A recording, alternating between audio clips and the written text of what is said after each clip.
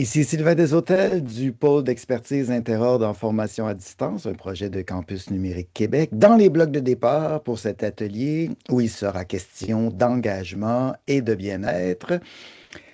Je vous invite tout de suite à formuler dans votre tête une intention d'écoute pour cet atelier parce qu'on en aura besoin sur le mur collaboratif que nous préparons pour l'activité de clôture de la semaine. Nous allons utiliser toutes ces bonnes idées vendredi. On va parler tantôt de revoir ses pratiques pédagogiques, de se placer pour mieux répondre à la diversité des réalités vécues. On va vraiment réfléchir à ce qu'on peut changer. On va se faire présenter un outil décisionnel en ce sens. Donc, voilà, on peut se faire une tête et une intention de travail pendant cet atelier-là, qui sera animé par Martine Langto. Bonjour, qui nous vient de... Elle a commencé son parcours professionnel en éducation à l'enfance. Elle a été éducatrice, conseillère pédagogique, agente de conformité. Elle a continué à l'Université de Sherbrooke où elle a eu un certificat en travail social, un DESS en pédagogie d'enseignement supérieur. Et la voilà, spécialiste de contenu, formatrice, enseignante au collégial et conseillère pédagogique à Cégep Virtuel. Bienvenue. À ses côtés, Mylène Goulet qui évolue dans le milieu de l'éducation depuis une vingtaine d'années. Elle a commencé par un baccalauréat en éducation préscolaire, enseignement primaire. Elle a enseigné dans différents milieux. Elle s'est spécialisée en formation à distance. Elle a travaillé comme conceptrice pédagogique, comme conseillère pédagogique à Cégep à distance et comme auxiliaire d'enseignement à l'Université de Montréal. Aujourd'hui, conseillère à la pédagogie numérique chez Cégep Virtuel. Représentativité et inclusion, favoriser l'engagement et le bien-être. Mesdames, passez un très bel atelier. Mesdames, messieurs dans le public, on ramasse vos questions dans le clavardage, on en prend note et on s'en reparle à la fin. Bon atelier tout le monde. Merci. Merci Sylvain, bonjour. Donc, aujourd'hui, nous, on vient vous parler, dans le fond, d'engagement puis de représentativité. L'idée, c'est que ce vers quoi on a démarré notre réflexion, en fait, c'était le fait qu'en éducation, c'est une carrière à la fois où on vieillit le plus et le moins en même temps. Un peu ce paradoxe-là de, par exemple, si on enseigne toujours en première année de collège, ben, nous, on demeure dans cette espèce de temps fermé qui est le collégial ou la première année, deuxième année de bac. Tandis que nos étudiants, ben, eux, à chaque année, on enseigne toujours aux étudiants du même âge, mais eux, par contre, les générations, l'écart, en fait, notre âge à nous, ben, le fossé se creuse. Ce qui fait en sorte que, dans le fond, on n'a jamais l'impression de vieillir parce qu'on a toujours des étudiants du même âge devant nous, mais en même temps, nos référents deviennent de plus en plus différents.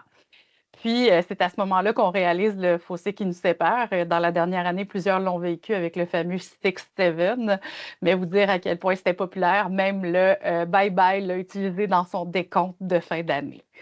Donc, Martine, je vais partager mon écran pour te laisser présenter le sommaire de notre atelier. Boum. Alors, notre petit plan de match pour la prochaine heure, en fait, on va explorer l'évolution du portrait étudiant, justement, des 25 dernières années et analyser vos pratiques pédagogiques. On va vous inviter à participer à un atelier exploitant un outil décisionnel qu'on a développé pour vous dans le but d'actualiser vos activités et favoriser l'inclusion. Alors, on va avoir un moment à mi-chemin où on va être en équipe. On va former des petites équipes dans des salles différentes, justement pour pouvoir vivre un atelier. Et vous allez repartir avec un aide-mémoire applicable immédiatement, un outil qu'on va vous partager après la rencontre.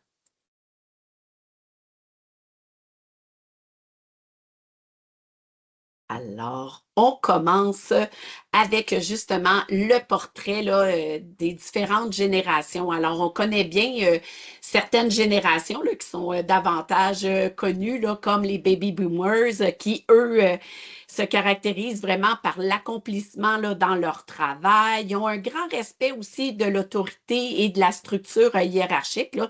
Ça fait partie là, des caractéristiques là, de cette génération-là. On a aussi la génération X qui se caractérise, eux, par la recherche de défis, de besoin d'apprendre. C'est une génération qui a eu un peu plus de difficultés à trouver des emplois stables, des emplois bien rémunérés, et ils étaient davantage centrés là, sur leurs besoins. Et c'est une génération qui, en général, bien sûr, aime expérimenter. Ensuite, on a aussi la génération Y qui se caractérise par le coaching, la rétroaction. Ils ont peu de modèles auxquels s'identifier, mais quand même, ils cherchent un équilibre, là. Il y a quand même une caractéristique par rapport à la recherche d'équilibre, là, travail, famille, loisirs. Et peut-être que cette génération-là, vous l'avez vue dans vos classes. Et la génération Z, qui, eux aussi, est une clientèle que vous avez probablement eue dans vos classes. Eux, ils se caractérisent vraiment à communiquer par l'image, hein. Ils sont tournés vers l'avenir, sont prêts à travailler pour réussir. Ils sont un petit peu moins fidèles à l'emploi, mais ils veulent quand même avoir un impact positif sur le monde. Alors, c'est en gros là, les générations que l'on connaît bien. Il y a différentes caractéristiques là, de la population étudiante collégiale. Si on regarde autour des défis, en fait, que vivent cette clientèle-là, autour des années 2018, on a vu qu'il y avait quand même un étudiant sur 7 qui avait des inquiétudes financières là, au moment de répondre là, au questionnaire auquel on fait référence. Et c'était principalement là, les étudiants qui avaient 20 ans et plus qui faisaient face à ces inquiétudes financières-là. Aujourd'hui, on parle plus d'insécurité alimentaire, mais on s'entend qu'il y a quand même des similitudes, là. Il y a eu une enquête récemment là, qui a été réalisée dans 6 cégeps et ça a quand même révélé que près de 43,9 % des étudiants vivaient cette insécurité alimentaire, là. Alors, c'est quand même des défis qui sont importants. On va passer à l'autre, Mylène. Au niveau de l'évolution des ressources qui ont aussi changé avec le temps. Au tournant des années 2000, on parlait de compétences informatiques, hein, quand on voulait développer des compétences. Ça concernait surtout l'utilisation du matériel, hein, le fonctionnement des ordinateurs de bureau, comment déplacer le pointeur de la souris. Alors, c'est ce qui se passait dans ces années-là. Et à partir des années 2000, ben là, tranquillement, on parlait plus des outils sur, entre autres, la netiquette, des logiciels plus spécialisés. Alors, puis là, les ressources, tranquillement, ils se sont concentrés là, sur les réseaux sociaux, l'accomplissement de tâches de plus en plus spécialisées. Et aujourd'hui, ben, on sait bien que l'évolution c'est l'étendue, pardon, des possibilités numériques est presque infinie. On est ailleurs au niveau de l'informatique. Et en 2020, en tout cas, les exigences ont encore augmenté là, justement en raison du confinement. Si on pense à la pandémie là, qui a vraiment levé le voile là, sur de nombreuses inégalités, entre autres, là, dont celle de l'accès aux outils numériques et les compétences là, pour les utiliser. Alors, c'est très présent, mais on a quand même plus cerné là, qu'il y avait certaines inégalités suite à ça. Alors, ici, on résume aussi un peu la pratique numérique là, concentrée chez nos 18-20 ans. En 2010, là, c'était vraiment l'arrivée là, de l'info nuagique. Il y avait la vitesse des appareils mobiles, l'arrivée des MOOC, alors des formations gratuites, autoportantes, les services en ligne, là, les différentes plateformes de diffusion et l'arrivée des tablettes.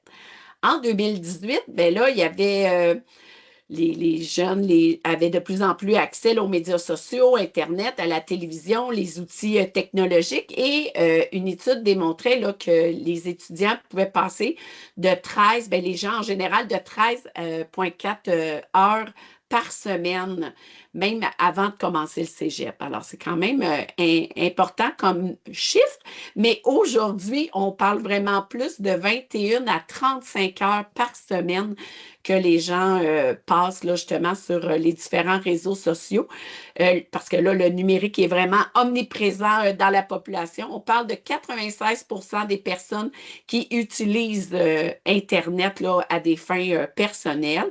Alors, on n'est pas surpris là, que chez nos 15-29 ans, le taux d'utilisation des réseaux sociaux là, grimpe à 98%. Ce qui est intéressant dans ce qu'on a regardé, c'est que cette génération-là était quand même les plus faibles utilisateurs de courriel. Hein. À peu près 29% utilisent le courriel, mais c'était quand même des forts utilisateurs de la messagerie, mais des réseaux sociaux. C'est qu'on voit ici quand même un changement dans les habitudes. Alors ici, dans les habiletés numériques, en 2000, comme je vous disais tantôt, on était vraiment plus dans le fonctionnement de l'ordinateur. En 2021, on parlait de recherche documentaire sur Internet et aujourd'hui, il y a en place un cadre de référence numérique. Au niveau de l'IA, là, on parle de 76% des étudiants là, qui utilisent l'IA et presque 100% des étudiants là, qui possèdent un portable. Alors, on voit là, que ça a quand même changé avec les années. Alors, si je fais un bref aperçu là, des valeurs justement de la population étudiante collégiale autour des années 2018, le travail était quand même important, plus chez nos 20 ans et plus. À comparer aujourd'hui, on parle d'aspiration d'avoir un travail intéressant. Alors, juste dans la façon de l'exprimer, il est bien différent. Obtenir un diplôme autour des années 2018, c'était important à 95,7%. Et aujourd'hui, ben, il y a une légère baisse. Là, on parle plus d'autour de 83%. Par contre, prendre du temps pour soi, avant, c'était plus presque 67%. Et aujourd'hui, ben, nos étudiants, c'est plus à 75,8% là, que c'est important pour eux de prendre du temps pour soi. Alors, on voit quand même que les valeurs de notre population étudiante a changé. Avec la prochaine diapo, on voulait mettre un peu en lumière aussi la diversité de la population étudiante autour de 2009-2010 au niveau des étudiants internationaux qui étaient inscrits dans nos collèges. On parlait de 2899 étudiants. Il y a eu une bonne augmentation autour des années 2019 et on voit quand même là, qu'il y a eu une descente là, au dernier sondage là, en 25, c'était plutôt environ 8652 étudiants internationaux qui étaient inscrits. Si on regarde au niveau de la présence du stress chez nos étudiants, là aussi, on voit qu'avec le temps, le pourcentage est bien élevé aujourd'hui, là. Les étudiants sentent un niveau de stress modéré élevé là, autour de 88,7%. Ce qui fait que nos services adaptés aussi ont dû justement s'adapter à cette clientèle changeante-là. Avec les années, autour de 2019, il y a eu une augmentation considérable d'étudiants qui avaient besoin des services adaptés. Et aujourd'hui, là, autour des années 2025, en fait, c'est près de 24 000 étudiants en situation d'handicap. Mais ce qui est marquant, c'est aussi la grande diversité croissante là, des profils ou des besoins particuliers de cette clientèle-là. Et pour la dernière diapo de ma brève présentation là, de notre population étudiante, ben, c'est la prochaine génération qu'on appelle la génération, entre autres, alpha, qui, autour de 2018, 2010 à 2025, là, les prochains étudiants qu'on va avoir sur nos bancs d'école. Alors, c'est une clientèle qui sont, entre autres, façonnés là, dans le monde après la pandémie. Et à l'heure actuelle, là, il y a vraiment il y a des caractéristiques là, qui sont en train de se dégager, mais on est dedans. Là. C'est qu'avec le temps, on va avoir davantage de précision. Mais c'est certain que cette génération-là, ils vont grandir avec une socialisation hybride en ligne et hors ligne. Alors, ça va être intéressant, et ça dès leur plus jeune âge. Alors, ça va être intéressant là, d'observer les effets, justement, de cette clientèle-là.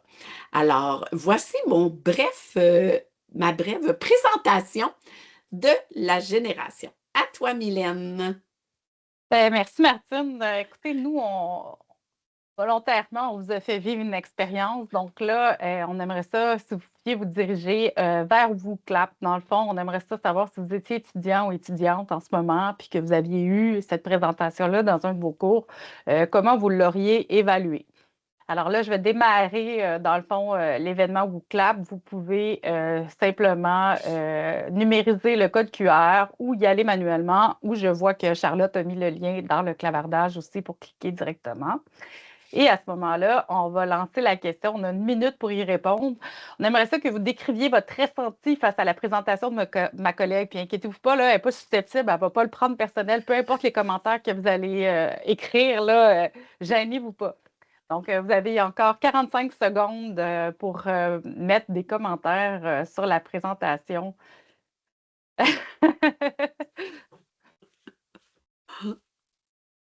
J'adore le Urk. C'est très, très explicite. J'adore. Beaucoup de mots, Mélanie c'est qui bon, nous ça. a jugés. Merci, Mélanie, de nous avoir jugés. C'était volontaire. La police qui ressort, c'est bon, ça. Beaucoup de mots, hein? Trop, beaucoup. Ah, ouais. J'ai failli quitter Laurie. Non, surtout pas.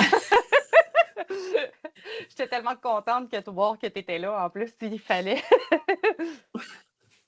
Donc, encore quelques secondes, on voit que ça bouge. Vous aviez beaucoup de commentaires, hein? Clairement, ça vous fait réagir ce genre. Bon, il y en a qui disent, dans les gentils, on va y aller, on a des bons résumés, c'est basique. Il y en a d'autres vraiment ouf. La typographie est ordinaire, les petits caractères, le magistral, on est passif, on est dans la lune. J'ai failli décrocher, les couleurs, mauvais contraste. Donc, c'était tout à fait volontaire de vous mettre dans cette posture-là parce que l'idée, c'était d'aller prêcher un peu par le contre-exemple et de vous montrer de ce qu'il ne faudrait pas faire. Donc, si on revient un peu plus, dans le fond, ce qu'on voudrait vraiment, ce vers quoi on voudrait vous orienter, c'est sûr que là, nous, on a bâti un outil à partir duquel vous allez pouvoir travailler, que grosso modo, on porte notre attention sur différents éléments. On va y aller sur le morcellement, sur le texte, les images, la mise en page, la pertinence et les choix technologiques. Alors, comment ça se présente par rapport à la présentation que ma collègue a faite? Bien, premièrement, c'est d'orienter le focus. Est-ce qu'on a vraiment besoin de parler des baby boomers alors que nous, on s'en va vers le futur? Donc, on élimine un peu la portion sur les générations qui sont trop passées, puis on va vraiment attirer le focus sur des clientèles qui nous connaissent, qu'on connaît davantage. Et ici, on a opté pour une présentation qui est beaucoup plus simplifiée, qui est dynamique, avec des cartes qui se retournent, des mots-clés, tout simplement. Des images qui évoquent un peu plus davantage chacune des générations avec un code de couleur. Le gros point d'interrogation pour les bêtas que Martine n'a pas mentionné, la génération bêta, en fait, c'est les bébés qui naissent à partir de 2025. Donc, on n'a aucune idée c'est quoi leurs caractéristiques parce qu'ils viennent de naître, pauvres enfants. On va leur laisser le temps d'exister. Donc, si je prends une autre diapo ici, les caractéristiques de la population étudiante collégiale, encore là, on va utiliser... Bien là, si vous voyez déjà l'uniformité des polices, déjà que c'est un peu plus harmonisé. On va aller aussi utiliser la mise en valeur typographique. Donc, ça, c'est l'utilisation des caractères en gras pour mettre en évidence des mots-clés. Mais on va aussi apporter le regard un peu vers le futur, puisque c'est ce qu'on vise. Dans le fond, on ne veut pas, même si on faisait changer vos pratiques actuelles, nous, on veut se tourner vers le futur, les générations qui s'en viennent. Donc, si, par exemple, juste pour vous mettre en tête, comme Martine l'a dit, on n'a pas beaucoup de données sur cette génération-là parce que comme elle est née en 2010, bien, les premiers précurseurs sont peut-être présentement sur nos bancs qui sont rentrés en septembre parce ils ont 16 ans, 2010, ouais, 16 ans. Puis ça se chevauche toujours un peu aussi, là, les générations. Donc, l'accès à l'information, hein, c'est une génération qui est née, le web était très bien installé. Là, en plus, l'IA est là. Donc, dans les prochaines années, l'accès à l'information va toujours être de plus en plus facile.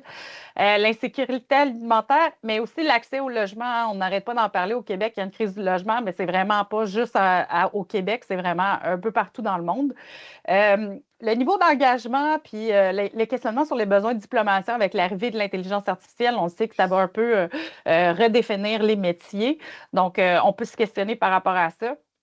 L'impact des changements climatiques aussi, qu'est-ce que ça va avoir sur nos apprenants avec nos centres de données qui prennent énormément d'eau? Là, on commence à le voir dans les coulisses un peu, là, des gens qui commencent à acheter des réserves d'eau au Québec parce qu'ils savent qu'éventuellement, ça va être marchandisé. On peut voir aussi les crises politiques. On n'abordera pas la question des États-Unis présentement, mais on ne se serait pas douté, voilà 20 ans, que ça serait le constat qu'on a présentement sur nos voisins du Sud. Puis il y a aussi, évidemment, les développements technologiques, parce qu'avec l'arrivée de l'IA, on peut encore faire de plus grandes découvertes. Une autre représentation ici, c'était par rapport à la diversité. Donc, tout à l'heure, ma collègue avait utilisé des caractères genrés, en fait, des personnages, nos fameux bonhommes de toilette. Donc, ici, on va y aller vers des silhouettes qui sont plus neutres. On comprend très bien que c'est un bonhomme. Il y a un corps, il y a une tête. On ne se questionne pas par rapport à ça. Mais c'est juste d'y aller avec une représentation qui est non genrée pour être un peu plus inclusif. Donc, là, on s'entend, là, je vous ai fait un survol ultra rapide de ce que j'aurais pu apporter comme changement. Donc, on a la mise en page, d'avoir le titre toujours à la même place, les polices qui sont beaucoup plus accessibles, c'est-à-dire qu'on va avoir des polices qui sont très faciles à lire, sans empattement, même si parfois, là, c'est un peu la différence entre l'imprimerie et l'écran. À l'imprimerie, on va favoriser des polices avec empattement. Vous savez, ces espèces de petites pattes là, de Times New Roman qui font en sorte que les caractères, on dirait qu'ils sont inscrits vraiment tous sur la même ligne. À l'imprimé, on va y aller plus avec une police qu'on appelle sans sérif, donc sans empattement. On va y aller aussi avec le nombre de polices qu'on utilise. Hein. On va vraiment uniformiser, peut-être y aller max avec 3 polices. Martine et moi, on avait un débat là-dessus. Martine disait 2, moi je disais 3 parce que si jamais vous avez une citation, il est possible que vous utilisiez une police différente pour mettre votre citation en exergue puis attirer l'attention dessus. Encore là aussi, au niveau du choix de modèle de présentation, on a enlevé quelques fioritures. Peut-être que ça ne paraît pas, peut-être qu'il y en a qui l'ont remarqué.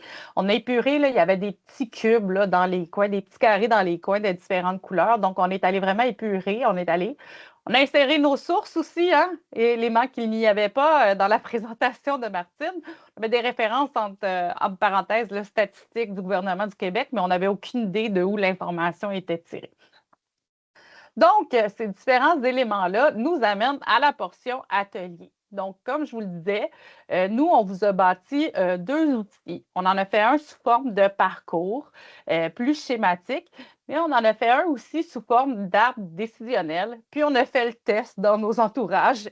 Puis, c'est très partagé. Il y en a qui vont vraiment préférer de prendre l'arbre décisionnel avec les questions oui/non. Vous remarquez ici la palette de couleurs qui fait directement référence d'un document à l'autre pour les regroupements. Donc, à partir de ces 2 outils-là, excusez, je viens de réaliser que j'empiète sur la portion de Martine. Vas-y, Martine, je te laisse présenter. Pas de souci. Alors, on a trouvé sur le web, là, dans un site d'étudiants, en fait, une présentation là, d'un cours, là, mais on a pris vraiment là, ce qu'il y avait de disponible, là, une brève présentation, et on vous propose de travailler avec ce document-là. Alors, dans le fond, on vous invite en équipe, là, parce qu'on va vous mettre en équipe, de cibler en fait les différents éléments là, qui pourraient permettre d'actualiser cette présentation-là, qui va en même temps favoriser l'inclusion et qui vont respecter respecter là, les différents éléments que Mylène a mis en lumière.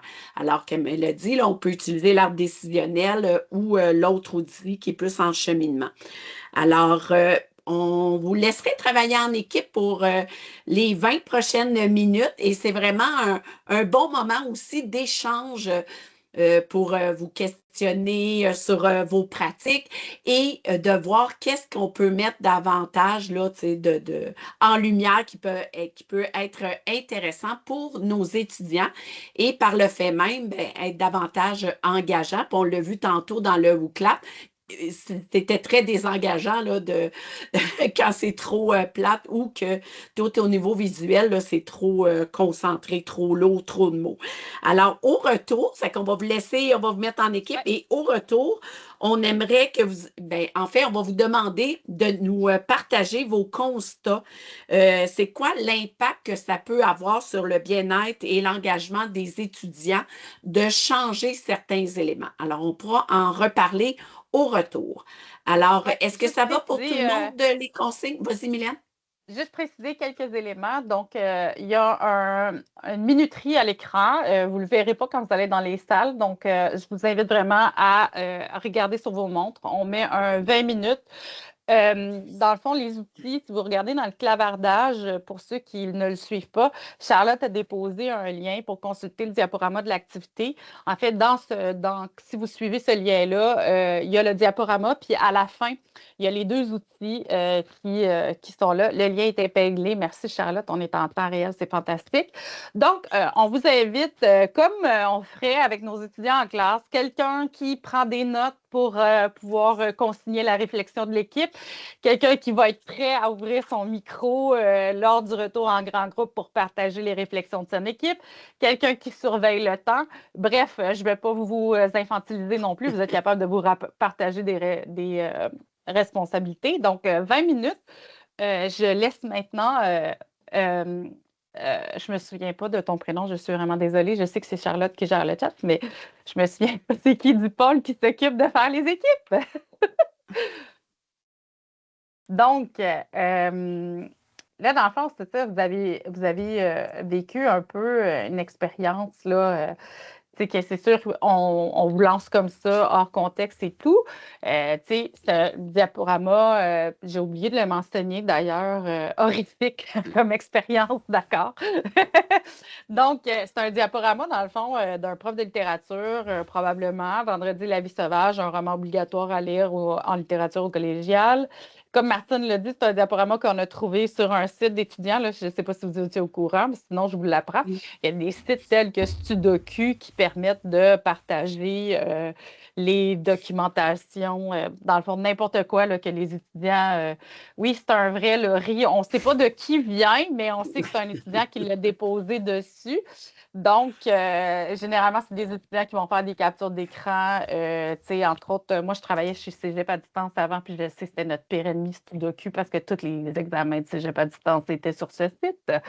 Donc, principaux constats, là, donc c'est sûr que le parcours et l'arbre décisionnel, ils ont un ensemble de questions à ne plus finir. L'idée, c'est de vous fournir un outil qui est super complet parce que des fois, il y a des éléments auxquels on ne sait même pas, donc auxquels ça ne nous évoque rien dans notre tête. Donc, j'ai mis le plus de questions possible sur l'outil. Mais là, l'idée, c'est d'aller voir, ça serait quoi nos principaux constats? Tu sais, quand on fait l'exercice là, par rapport à un diaporama qui n'est pas le nôtre, souvent, ça nous permet de faire de faire des constats par rapport à nos propres pratiques, par rapport aussi à des documents qu'on a déjà vus. Ça peut être dans des webinaires, dans des formations, peu importe.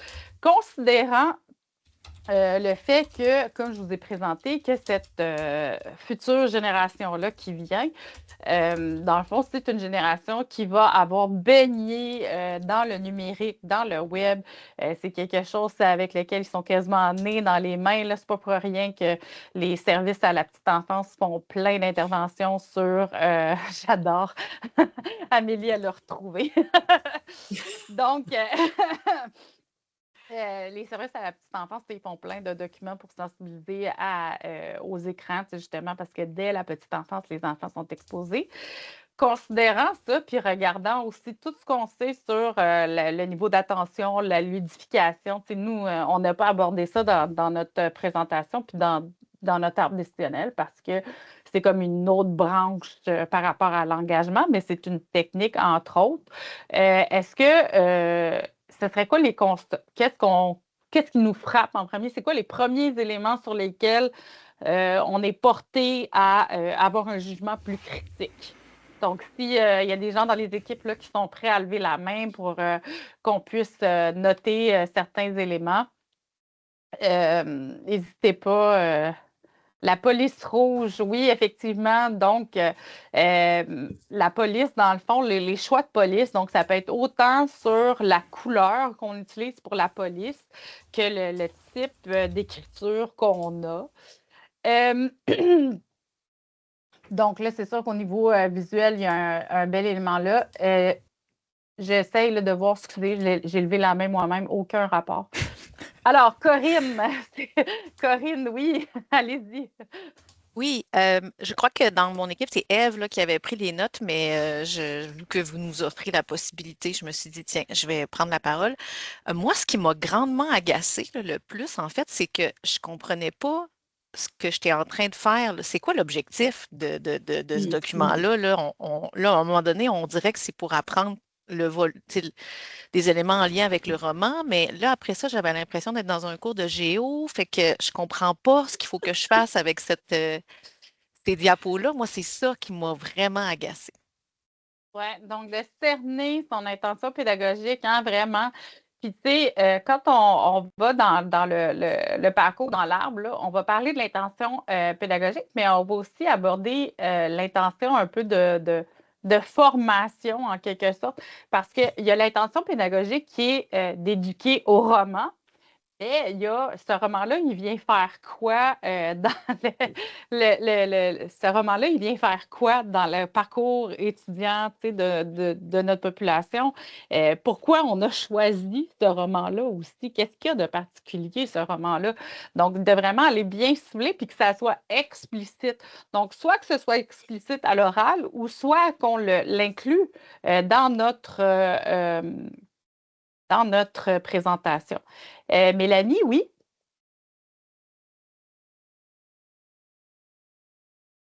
Si, là, c'était vraiment au niveau du morcellement, là, ça nous a vraiment chipoté là, de ne pas avoir d'objectif, de contexte, etc. Donc, j'irais avec les images qui étaient en très basse, de très mauvaise qualité, donc des images pixelisées. Puis au niveau de la mise en page aussi, ça manquait vraiment d'uniformité. Là. Chaque page, finalement, avait sa propre mise en page. Donc, j'irais avec ces deux éléments-là. Oui, donc là, on a vraiment deux éléments importants. Dans le clavardage, on en parle aussi, le texte alternatif, donc la qualité de nos images, mais aussi le texte alternatif pour nos images pour s'assurer qu'elles soient accessibles si jamais on a un étudiant ou une étudiante qui s'appuie sur un lecteur d'écran. La mise en page, effectivement, là, il y avait des pages qui étaient grises, il y en avait d'autres.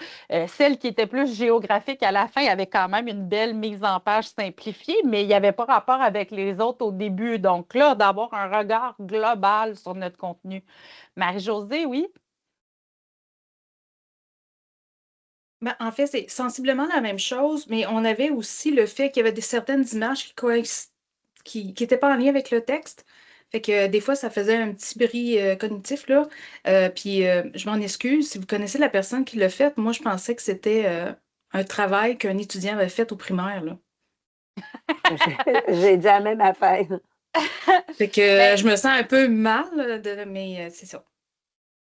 Ben, c'est là que parfois, quand on dit qu'on prend les gens où ils sont par rapport au développement de leurs compétences numériques, c'est la preuve que même si on est à une époque moderne et qu'on pense que tout le monde est super habile avec le numérique, parfois on n'est même pas conscient, on est tellement centré sur ce qu'on veut enseigner qu'on n'est pas conscient du support visuel qu'on produit pour nos étudiants. Là, je vois que c'est ça, il nous reste même pas 5 minutes à la fin, puis on n'a pas d'autres mains levées pour le moment. Mais juste regarder, bon, c'est ça, il y a des éléments dans le clavardage qui ont été ressortis. Donc, bien sûr, c'est ça, au niveau de, on parlait du choix de police, là, mais il y a le type de police, mais la couleur aussi par rapport aux personnes qui sont daltoniennes. Donc, il y a des principes de base qui vont être d'avoir un contraste élevé tout le temps entre la police et le fond. Il y a des couleurs aussi qui sont plus accessibles que d'autres. Par exemple, le rouge, là, on sait que c'est une couleur qui peut vraiment porter problème. Je ne m'y connais pas assez en daltonisme pour me rappeler vraiment là, sur le vif comme ça, c'est quelle couleur qu'il faut aller de l'avant. Il y avait aussi, c'est ça, les sources. Hein? Il n'y a aucune mention de source dans le contenu, nulle part. On n'a aucune idée. Moi, ce qui m'avait frappé, c'est qu'il y a un endroit, il y a vraiment une structure de phrase qui est très différente. Ça donne l'impression, puis en plus, c'est dans une police différente, ça donne l'impression d'un copier-coller d'un autre document. Donc là, tu sais, hein, c'est une autre façon aussi, tu sais, de se poser en modèle par rapport à nos étudiants, d'inclure nos sources. Il y a aussi, donc, ce qu'on parle par rapport à l'interactivité. Donc là aussi, hein, on voit que c'est très passif. On n'a comme pas prévu, mettons, de questions ou de moments. Tu sais, ben niaiseux, mais juste commencer le cours en disant, ben, qui connaît ce livre-là? Est-ce qu'il y a un film? Est-ce qu'il y a un élément de culture populaire auquel on pourrait venir greffer le livre, justement, pour s'appuyer sur une connaissance antérieure de nos étudiants? Le manque de structure, comme on disait, hein, dans l'information, on a l'impression qu'on commence avec un contexte historique, ça devient géographique, mais on ne comprend pas trop pourquoi est-ce que c'est important de savoir tout ça sur Vendredi ou la vie sauvage. Il n'y a pas de contextualisation. Alors, il y a quand même beaucoup d'éléments. C'est ça, Amélie souligne, ça aurait été intéressant d'utiliser la ludopédagogie pour poser des questions, histoire de changer, mais aussi de sortir un peu de la présentation. Donc, l'idée, c'est un peu de se séparer de notre support unique, donc de casser le rythme un peu de notre présentation. Marie-Hélène pose une question, les 3 niveaux d'interaction. Alors, on a l'interaction, dans le fond, c'est le professeur avec les étudiants, on a l'étudiant avec la matière, on a le professeur avec la matière, et on pourrait même ajouter un 4e niveau qui serait les étudiants entre eux, dans la mesure où on pourrait les mettre en équipe pour travailler. Donc, c'est vraiment de penser que les interactions, c'est le prof avec le contenu, ben, en format magistral, c'est un niveau d'interaction. Est-ce que c'est le meilleur pour favoriser l'engagement? L'idée, c'est de les varier. C'est ça l'idée. Hein? C'est pas on fait tabula rasa puis on retire tout ce qu'on a vu sur l'enseignement magistral. Hein? C'est de varier les méthodes. Donc, Martine. Alors, le temps file. Alors, on arrive à la conclusion de cette activité. En fait, notre intention était vraiment là, de vous amener à une certaine réflexion là, par rapport à ce que vous pouvez produire ou quand vous conseillez des enseignants au niveau de comment préparer ou faire une présentation. Alors, on a vu là que c'est ça, là, qu'il y avait une grande diversité de choses à observer. Alors, c'est quoi les impacts de ces grands changements là, sur notre pratique professionnelle? C'est la question qu'on voulait vous laisser. Alors, nous, on trouve que c'est important de prendre le temps de s'informer, s'adapter en tenant compte justement des caractéristiques de la population étudiante là, actuelle et future. Et n'oubliez pas la théorie des petits pas. L'idée n'est pas de recommencer tout le matériel que vous avez, mais peut-être cibler certains éléments en espérant qu'on vous a inspiré justement à apporter un nouveau regard sur vos présentations. Voilà. Merci, mesdames. Merci beaucoup.